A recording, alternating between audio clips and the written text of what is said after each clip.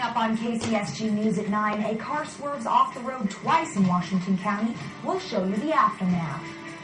Plus, officials searched a Riverton home for possible ricin contamination. We have the details.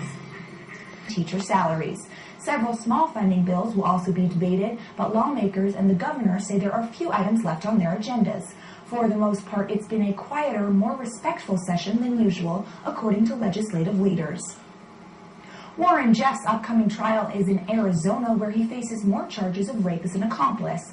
Jeffs and polygamy are hot-button issues here in southern Utah, and KCSG's Terry Saunders reports on a new book, Inside the World of Warren Jeffs, written by a St. George resident and 2 nearby polygamous communities.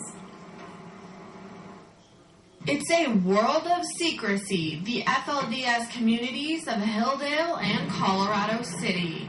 Dr. Carol Western went undercover for a new book, Inside the World of Warren Jeffs, and she says it reveals information. And the book is about institutionalized child abuse that's been going on for 100 years, and it's still going on. And that was what first got me interested, and then when I realized there was also women that were being battered, and children, little girls, 12, 13, 14, being married off to 60 and older age men, I was devastated.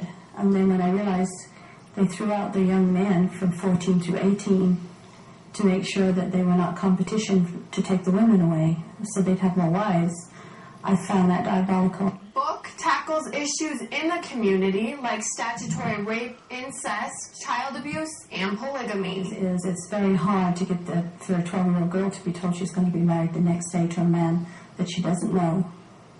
And she meets him at her wedding, and then, of course, the wedding has to be consummated.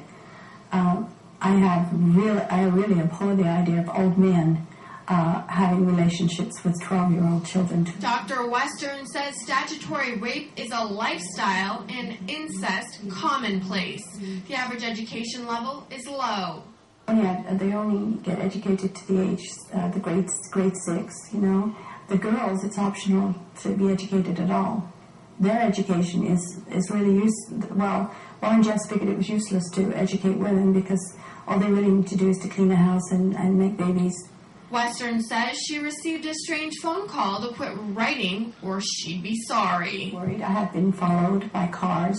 Different people have followed me.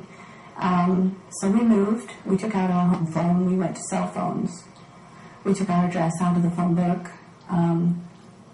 It was kind of scary. Western says the communities receive welfare at taxpayers' expense. She estimates $20 to $30 million from Utah and Arizona, and alleged tax evasion might be another problem. Churches are exempt from certain taxes, as you know.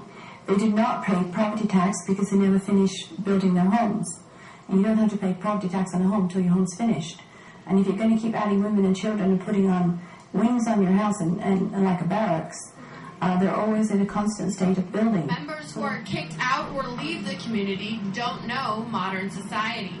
They're not used to credit cards. You can take them into Walmarts and use a credit card, and they're really, on the whole, very nice children. They'll say, "Did you pay for that yet?" "Yes, I did." "I didn't see any money." "Well, I used this." "What is that?" "It's a credit card." "It's money." "Really, it is." "Really?" They have no idea. Our lifestyle. I'm Terry Saunders for KCSG Southern Utah's News Choice.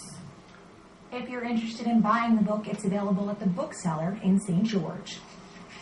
Teenagers using cell phones, webcams, and the internet to share naked images of themselves have prompted the